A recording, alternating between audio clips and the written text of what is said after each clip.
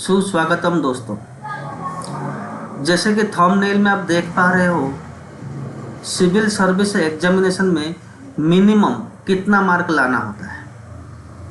Minimum आप कितना mark लाओगे तो एज ए सिविल सर्वेंट बन पाओगे। सिविल सर्विस का बहुत सारे कैटेगरीज होता है, जैसे आईएएस होते हैं, आईपीएस होते हैं, आईएफएस होते हैं, इंडियन फॉरेस्ट सर्वेंट्स होते हैं, आईआरएस होता है, इंडियन रेवेन्यू सर्वेंट्स होते हैं।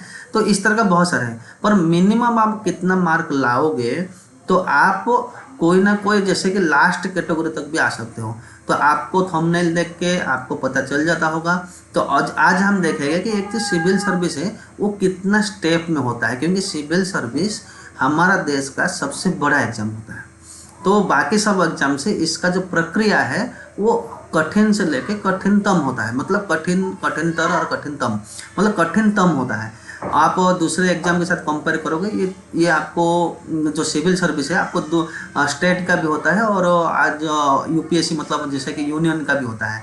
तो ये जो स्टेट सिविल सर्विस होता है वो स्टेट कैडर के लिए होता है, और यूनियन जो है वो हर यूनियन उसको रिक्रूटमेंट करता है, पर स्टेट उसको क्या करता है ना, उसको एज ए मेन जो ऑफिसर के हिसाब से आईएएस या आईपीएस आईआर ऑफिसर के हिसाब से उसको रिक्रूटमेंट एज ए बहुत बड़े बड़े डिपार्टमेंट का जो चीफ पोस्ट है उसमें देता है। और जो स्टेट सिविल सर्वेंट्स होते हैं वो भी सेम टू सेम है, पर उसका खाली जो स्टेट के लिए होते हैं और उससे जस्ट वही काम करते हैं। पर जो आईएएस होते हैं ये लोग चीफ सेक्रेटरी को जाते हैं, और जो कि जो स्टेट्स होते हैं ये लोग भी उनका काबिलियत के अनुसार वो लोग कभी ज़्यादा देखो एडीएम या डीएम तक भी या जाते हैं।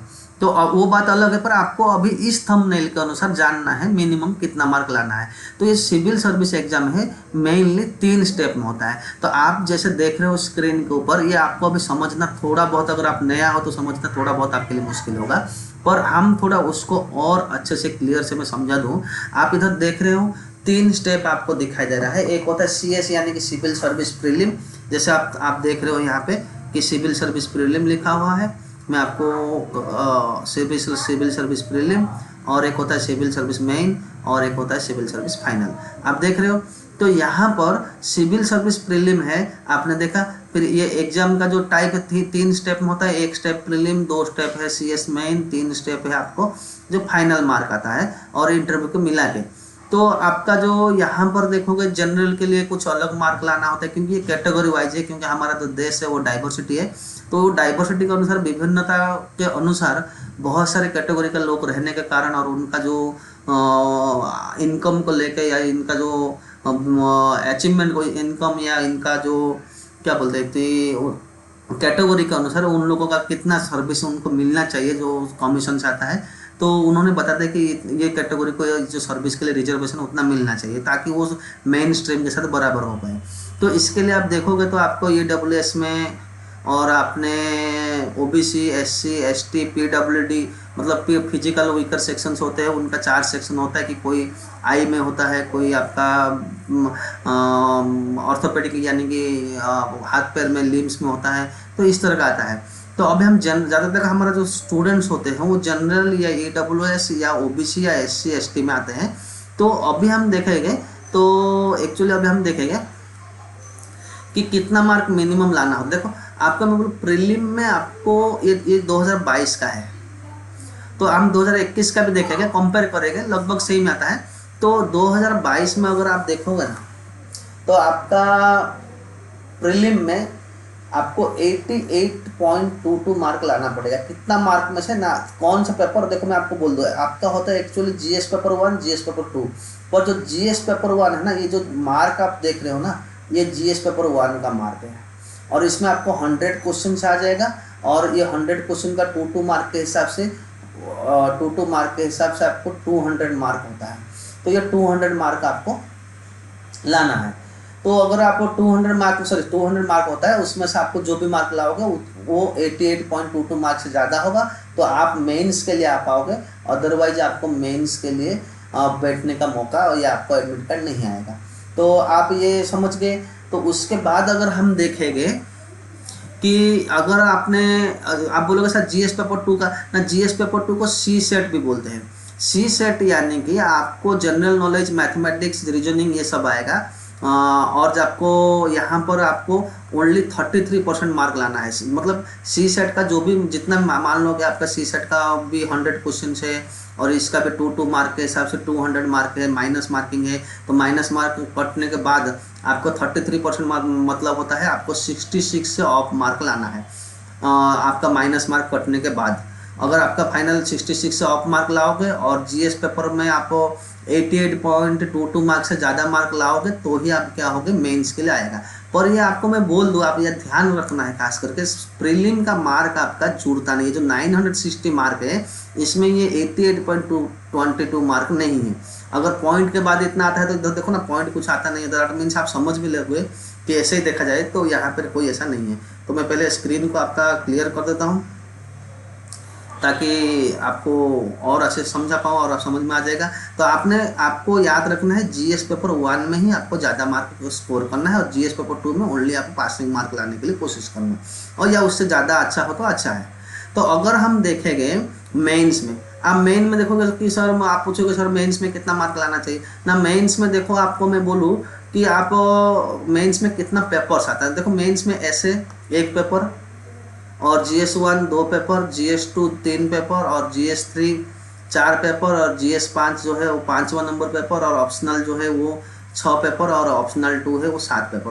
तो आपका 7 पेपर आएगा। ये जो SA टू लेकर GS4 तक है ये सबके लिए कॉमन है। ये जो पेपर है वो कॉमन है। कॉमन यानी कि कोई भी स्ट्रीम में हो आपको ये पेपर देना है। पर जो ऑप्शनल 1 ऑप्शनल 2 वो आपका चॉइस है, वो आपका चॉइस है। आप ऐसा नहीं कि आप अगर मान लो कि BSc की हो और आपको पॉलिटी अच्छा लगता है तो आपने PSIR रख सकते हो। अगर ऐसा आपका जो चॉइस करना है आप वो कर सकते हो। ज़्यादातर लोग होम साइंस, पॉलिटी, हिस्ट्री ऐसा आपने काबिलियत के अनुसार वो जिनको पता है कि मैं ये चीज़ों में कर सकता हूँ तो वो लोग इस तरह से लेते हैं, मतलब सब्जेक्ट को चूज करते हैं। तो वो बात है। तो ये जो 7 पेपर है, ये 7 पेपर में हर कोई पेपर में से आपको 100% से ज़्यादा मार्क लाना है। मैं आपको बोल दूँ 7 पेपर का टोटल मार्क होता है 1775 मार्क होता है इसके हिसाब से। और ये 1775 मार्क्स में से आपको कम से कम 700 एज ए जनरल है तो आपको कम से कम 748 मार्क आपको लेकर आना है। तो जनरल में हो, अगर आप AWS हो मतलब इकोनॉमिकल वीकर सेक्शन हो तो आपका 715 मार्क लेकर आना है। और आप अगर OBC में हो तो आपको 714 और SC ST उससे थोड़ा कम है। तो SC का पूरी तरह से इससे कम, और ये फिक्स नहीं है हर ईयर के लिए। हर साल ये जो रिक्रूटमेंट का जो पोस्ट है उसके हिसाब से ही ये मेरिट लिस्ट निकलता है। तो 748 से ज़्यादा मार्क वाले क्या हो गए जनरल में, ये सिविल सर्विस मतलब पर्सनैलिटी टेस्ट के लिए बुलाया जाएगा। और जब पर्सनैलिटी टेस्ट होता है वो 250 मार्क का होता है। तो टोटल जाके आपको होता है 2025 मार्क होता है। तो 2025 मार्क में से एज ए जनरल आपको 960 मार्क लेकर आना है। तो बाकी जो मार्क रहा आपको पता चल जाएगा कि ये जो है ये पर्सनैलिटी टेस्ट का आपको PT मतलब पर्सनैलिटी टेस्ट का मार्क है। तो आपका जो मेंस का मार्क और पर्सनैलिटी टेस्ट का मार्क मिलके एज ए जनरल स्टूडेंट आपको 960 मार्क लेकर आना है। सेम AWS है 926 और OBC जो है वो 923। इस तरह का मार्क अगर लेकर आ जाते हैं तो ये लोग क्या होते हैं ना, सिविल सर्विस के लिए अपने कैटेगरी रैंक के अनुसार उनको जॉब प्रोवाइड हो जाता है, मतलब वो सिविल सर्वेंट बन जाते हैं। अगर इस तरह से हम अगर देखेंगे कि 2021 में कटअप किया गया था तो 2021 का अगर हमने कटअप को देखेंगे ना, अगर हम उसको कंपेयर करेंगे तो देखिए तो 2021 में क्या था कि 2021 में आप देख रहे हो तो ये प्रीलिम में वही मार्क जो 88 था वो हो गया 87 था तब के समय के अनुसार, क्योंकि ये जो अपना कितना हार्ड है, लोग कितना अटेम्प्ट करते हैं और उनको कितना लेना है, जितना जॉब है उसका 8 गुना या 6 गुना ऐसा ये लिया जाता है। तो ये यहाँ पर आपको मार्क रखना पड़ता है। तो ये आप देखोगे OBC में तो EWS में कम है और OBC में थोड़ा ज़्यादा है। तो हर बार इसमें क्या होता है, चेंज होता है, ये कोई फिक्स नहीं है। तो आप ये देख लिए तो इसके अनुसार अगर कोई जनरल है तो वो 953 मार्क लेकर आएगा, कोई AWS है तो वो 916 मार्क लेकर आएगा, और कोई OBC है तो वो 910 मार्क या उससे ऊपर लाया होगा। तो ये अगर इस तरह से है तो वो लोग क्या हो जाएंगे, क्वालिफाई हो जाएंगे एज ए सिविल सर्वेंट्स के लिए। और आपको खास करके याद रखना, आपको जीएस पेपर 1 का ही मार्क जो है ये कट ऑफ मार्क में यूज होता है, इधर खास करके पॉइंट में दिया है।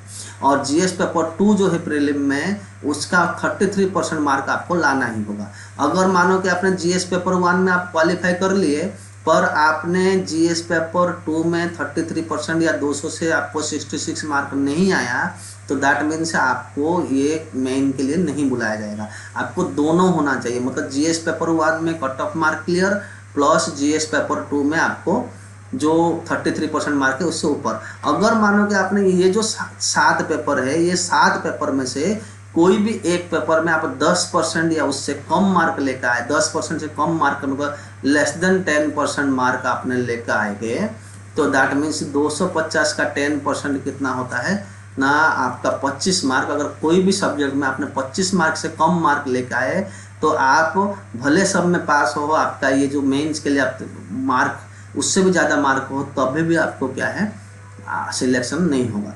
तो ऐसे ही आपको वीडियो देखना है। तो हमारा जो एसएससीटी परिवार है, एसएससीटी परिवार माइग्रेंट वर्कर के लिए, जिसको पता नहीं है इसके बारे में, जो घर बैठ के पढ़ना चाहता है, तो उनको इग्नो और एनआईओएस के द्वारा, मतलब national institute of open schooling के द्वारा हम उसको 11, 12 इसमें जो है आपका 10th और 12th क्लियर करवाते हैं पूरी तरह से मुफ्त गाइड करके। और इग्नो में आपको ग्रेजुएट यूजी कोर्स और पीजी कोर्स तक हम आपको पूरी तरह से आपको मदद करते हैं। तो जिसको एनरोलमेंट करना है, तो हम नीचे टेलीग्राम में दिया और नीचे नंबर दिया है, और आप अपना टेलीग्राम चैनल में भी आप ज्वाइन करना है, तो टेलीग्राम चैनल का आपको नीचे लिंक दिया गया है, तो लिंक में आप ज्वाइन हो जाएगा। और आपको वेबसाइट विजिट करना है तो ssctNGO.in में आप विजिट करके इसके बारे में जान सकते हो। तो थैंक यू। और आपको और कोई जानकारी चाहिए तो आप, मेरा व्हाट्सएप ग्रुप है तो, और या टेलीग्राम चैनल है, तो आप उसमें विजिट कीजिए। तो आप हमको इस तरह का हम लोग आपको इस तरह का जानकारी देते रहेंगे। थैंक यू, धन्यवाद। तो मैं आशा करता हूँ आपको ये समझ में आ गया होगा, और अच्छे से पढ़िए, आगे बढ़िए। धन्यवाद।